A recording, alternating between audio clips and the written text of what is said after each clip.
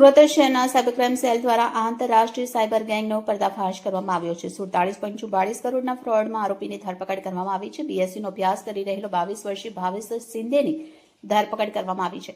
ગેરકાયદેસર પ્રવૃત્તિનો ભાંડાફોડ કરવામાં આવ્યો છે। આરોપીઓ લોકોને લોભ આપીને તેમના નામે બેંક એકાઉન્ટ ખોલાવતા હતા, કમિશન આપી એટીએમ કાર્ડ, સિમ કાર્ડ અને બેંક કીટ મેળવી લેતા હતા। આ તમામ વસ્તુઓ દુબઈ મોકલવામાં આવતી હતી। નેટ બેન્કિંગ દ્વારા ફ્રોડના પૈસા ટ્રાન્સફર કરતા હતા।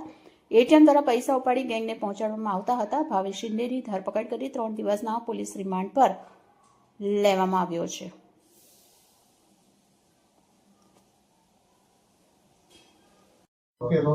माननीय नायब मुख्यमंत्री साहब की सूचना से ऑपरेशन म्यूल हंट की कामगिरी अभी भी सूरत शहर साइबर सेल द्वारा करी जा रही है कंटिन्यूअस।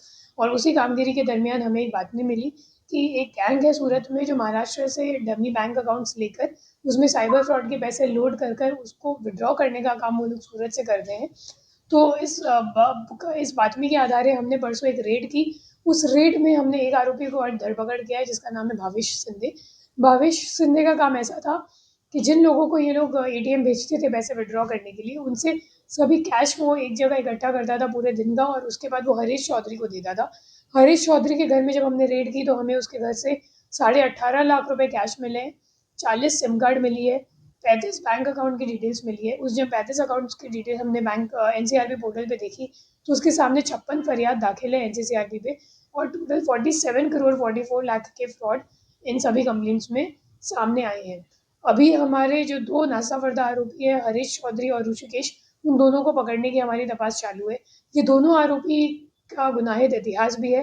ये लोग को पहले ईडी के एक तपास में जिसमें महादेव गेमिंग ऐप का जो बहुत बड़ा इन्वेस्टिगेशन था उसमें 4 साल पहले अरेस्ट किया गया है और अभी वो शायद बेल पर बाहर है और अभी उनको हम पकड़ने के लिए कोशिश कर रहे हैं।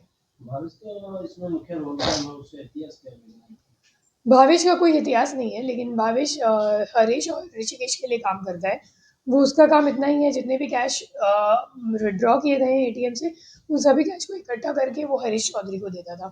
इनमें मुख्य आरोपी कौन है? हरीश चौधरी और ऋषिकेश। सूरत शहर साइबर सेल द्वारा नायब मुख्यमंत्री साहेबની સૂચનાથી ઓપરેશન મ્યુલ હંટની કામગીરી સતત ચાલુ રાખવામાં આવ્યું છે અને એ કામગીરી હેઠળ અમે લોકોને એક બાતમી મળી જેમાં એક ગેંગની માહિતી મળી કે એ ગેંગ સુરતમાં અલગ અલગ મહારાષ્ટ્રમાં અલગ અલગ બેંકોથી ખાતાઓ મેળવી અને અહીંયા પૈસા ઉપાડવાનું કામ કરે છે।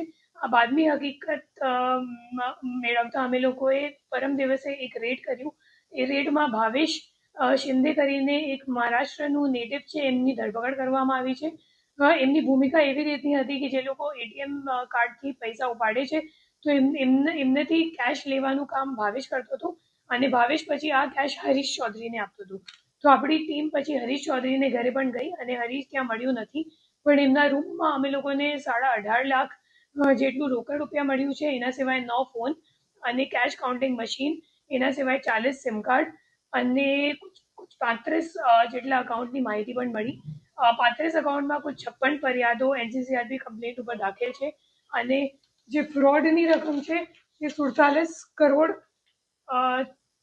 74 લાખ જેટલીની છે અને હાલ આ દિશામાં તપાસ ચાલુ છે કેમ કે જે 2 નાસ્તાફરતા આરોપી છે હરીશ ચૌધરી અને ઋષિકેશ ચૌધરી, એ બંને જણા અગાઉ પણ ઈડીના એક કેસમાં જે ગેમિંગનો કેસ હતું 4 વર્ષ પહેલાનું, તો એમાં એ લોકો અરેસ્ટ થઈ ચૂક્યા છે ઓલરેડી। એમને મતલબ ગુનાહિત ઇતિહાસ છે એમની વિરુદ્ધ અને હજી એમને પકડવા માટેની અમે લોકોની તપાસ ચાલુ છે।